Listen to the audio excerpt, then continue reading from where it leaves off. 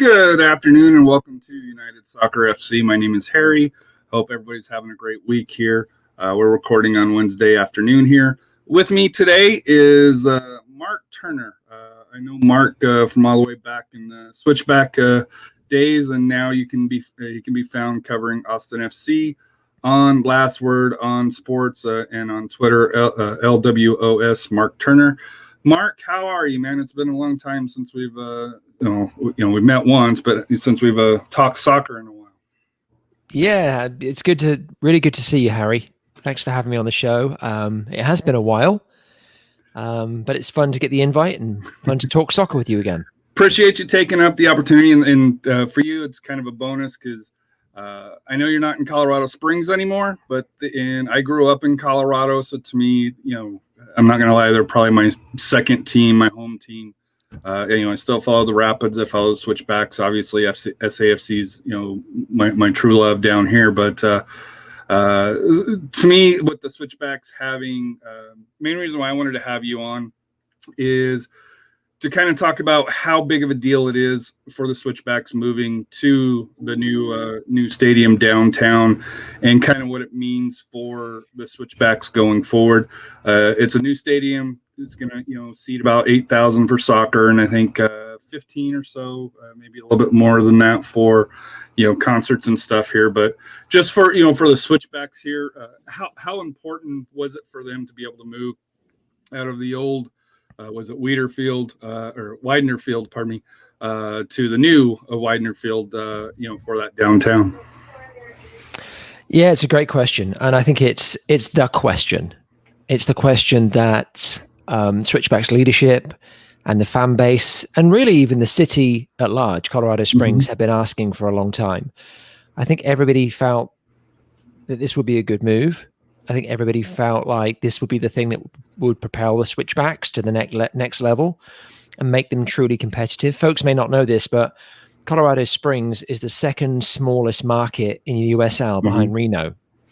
Well, Reno's no longer here now, so they are the smallest now. Right. Until Monterey Bay comes next year. But exactly. You got in there ahead of me.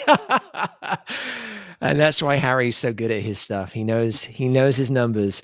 So the Switchbacks, ironically enough, moved to the basement and then will be elevated to second from last once again. But nonetheless, the point is, it's a small market. It's not a city that, historically has been about professional sports. I've always said this about Colorado Springs. It's a doing rather than a watching city. People want to get out. They want to hike. They want to fish. They want to hunt. They want to cycle. They want to play soccer rather than sit down and necessarily watch it. Now, that has changed over the last 5 years. The Switchbacks have done a really good job of building up a core base of really fervent fans. But in order to take it to that next level and truly make it of the city, to truly bring in people from outside of the sport, having that beacon, that stadium to draw them in, a downtown facility, I think is absolutely key. So I think it's really encouraging what the Switchbacks have been able to do in conjunction with the mayor, the city council, obviously with funding from outside of the city, which didn't impact the taxpayers. So that's always a bonus. The key now is going to be seeing whether or not Brendan Burke, the new coach, can construct a team worthy of the stadium. And to me, it's going to kind of come into, and I remember, on Backchat show here that you and Jason and a few other hosts have hosted throughout the years is the pocketbook. That's going to be the question. Will the pocketbook kind of open up this year? Obviously, the coach is comes from the Union to Philadelphia Union, which is a proven program. So to me, it's not an issue with the coach. And even Koch last year, was a good coach. And what's the guy that you had previously 2 coaches ago that went to St. Louis? Steve Tritchu. He was a good coach working with the limited budget that Colorado Springs had.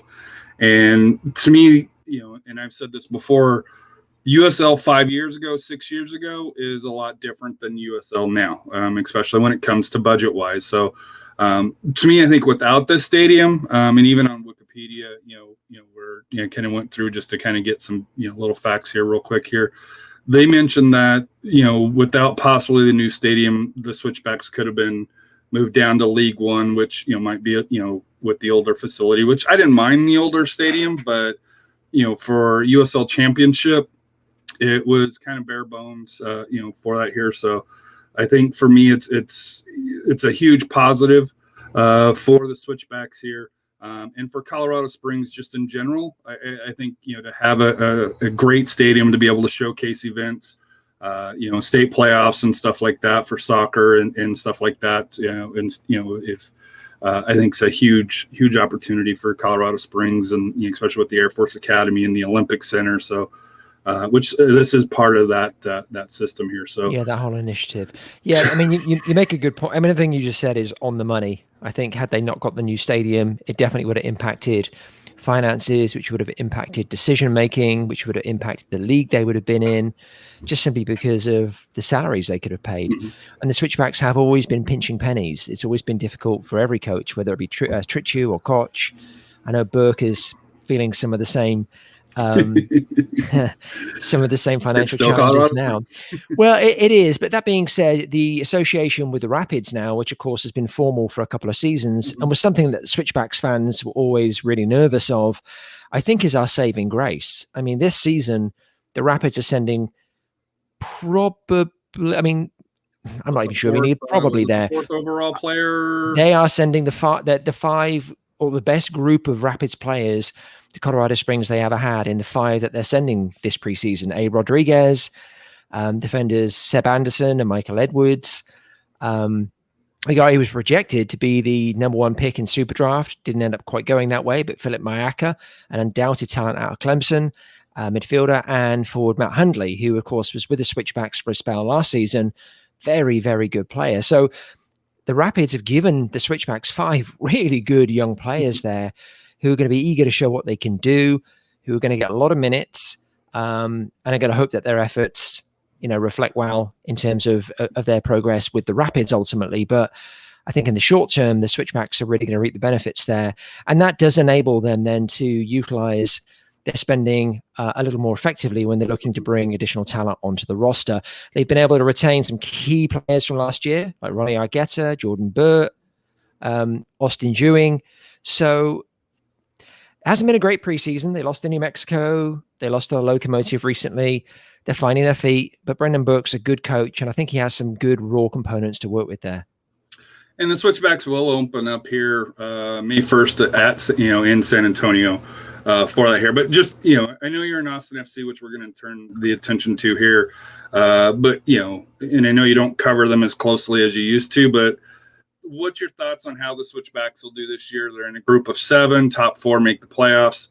I think the top 4, San Antonio, El Paso, New Mexico, I think are the top 3.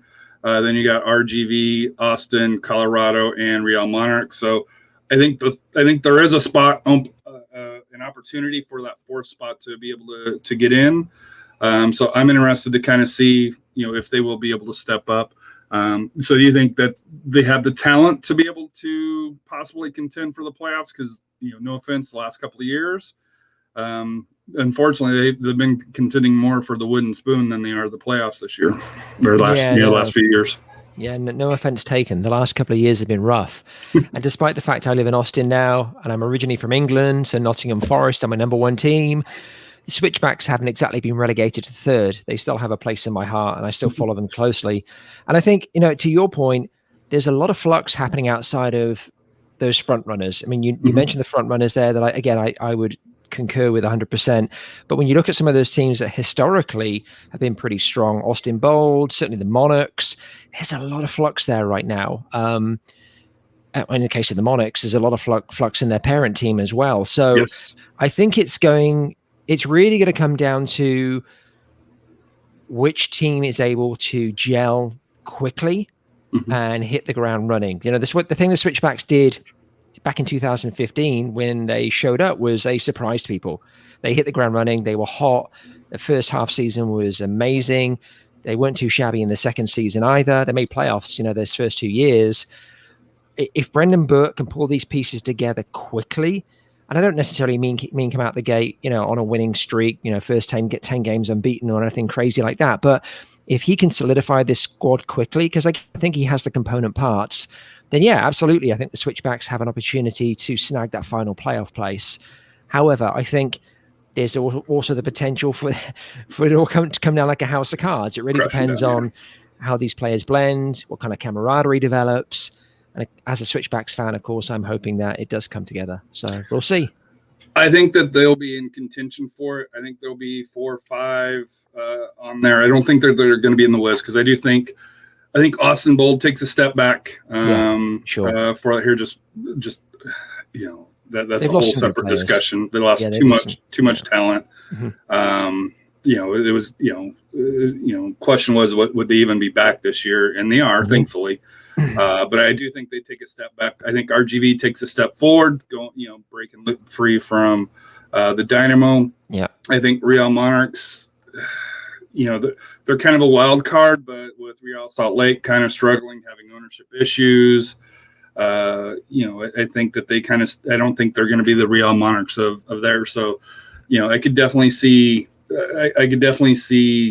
RGV, Colorado Springs fighting closely for that 4th and 5th slot.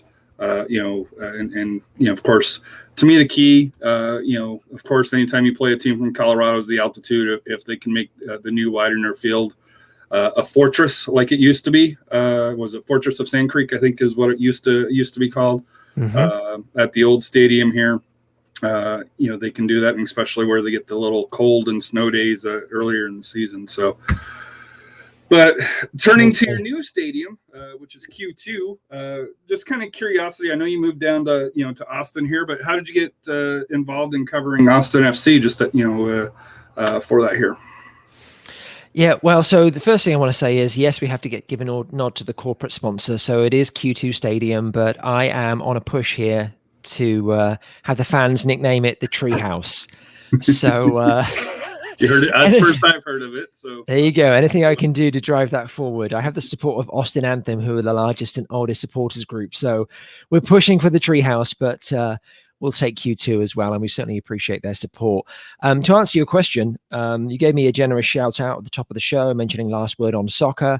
I did some writing for Last Word on Soccer covering the Switchbacks. Obviously, my main focus for the Switchbacks was through Backchat, the podcast and radio show that we did. But the latter stages of my association there with the Switchbacks, I was writing for Last Word. And when I moved to Austin, I got lucky. I mean, I moved to a great city, a vibrant city in and of itself, but one also that was energized by soccer at the time and was really excited about what was coming down the pike. So I just spoke to my editor at Last Word, Matt Pollard, who covers the Rapids. Mm-hmm. And you should definitely go check his stuff out too. If you're a Switchbacks fan, he has a great interview with Brendan Burke on the website right now. But I reached out to Matt and said, hey, do we have a beat writer covering Austin? He said, no. I'm like, I'm your man. So I immediately immersed myself kind of in the culture, got to meet with the fan groups, began going to all the events like the shirt unveiling, the sponsor for the shirt unveiling, which was Yeti, the Q2 stadium announcement, the naming of the stadium, just all of the various events that Austin would host. And of course, I began attending the presses. And so, yeah, now I'm part of the press pack, and it's getting exciting. It's getting real, man. It's getting real. So for me, it's bittersweet. I won't lie to you. Being the San Antonio fan, it's bittersweet. Yeah, I know. And we're not going to go into that. But I have quite a few friends that are with Los Verdes. And I know you mentioned the Austin Anthem, which was the original and still the largest supporters group of Austin FC. But to me, the excitement from them reminds me of when, the Scorpions came to town, when SAFC, their first games, just that excitement. And obviously MLS is a different level than USL and NASL, but still the very first game is something you'll never forget, especially if you get to attend it in person, if you're lucky enough. But even if you're doing it at a watch party or on your couch and just the first goal and stuff like that, I still I have friends, with Cincinnati Soccer Talk that went up, from USL to MLS, and that's I still remember the excitement that they have, and especially this last week. They're 3 days away now for that here. So, kind of, what's your expectations on the kickoff in Los Angeles? Kind of what's your expectations? Are you going to be able to attend, the match out to in LA, or you're going to be, watching on the couch or, at a watch party with Austin Anthem, I believe is where you mentioned that you'll be possibly hanging out for the away games. Yeah, so it's a bit of a crazy situation, obviously with COVID. LA have finally confirmed that they're going to be opening up their stadium to a limited number of LAFC season ticket holders. So just being a season ticket holder won't guarantee you attendance at the first game if you're an LA fan, which is kind of a shame. And of course, they're not opening up any capacity for Austin fans to travel. So San Antonio's at 30%. So so it's rough. So the neat thing is that lots and lots of watch parties have opened up in Austin. The club themselves are hosting one, which only accommodates about 100 people. I think tickets for that were gone within about 7 or 8 minutes. Mm-hmm. Austin Anthem are hosting an event at Circle Brewing, which right now I think is a little over 1,000 people registered for that event, but it's an outdoor event, and obviously there'll be social distancing, but they have some enormous screens coming in for that event, and it's going to be the largest watch party in the history of the city, I think. And then there are other events going on around the city as well, and outside of the city of Austin as well, in some of the neighboring cities where there are fan groups as well. So that's going to be amazing. So it's bittersweet for me because I say this rather sheepishly, and this is a world exclusive for you here, Harry. I've not told anybody this. Two people in the Austin front office know this, but I actually got the confirmation this afternoon from LAFC's press office that I've been granted media credentials to attend the match in person on Saturday. Oh, awesome. So that's kind of amazing because I'm going to get to be in the stadium watching live when Austin FC kick their first MLS ball. I mean, that's history right there. But then I'm also going to be thinking, all of my buddies drinking beer in a huge party back in the city. What am I missing? So it's bittersweet, but I am really excited to cover it. And then to the other part of your question, what are my expectations this season?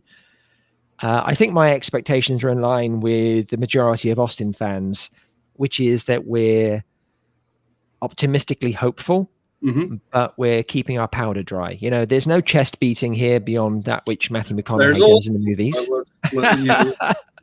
There's a little, I won't lie to you, especially when it comes. I think FC Dallas, I think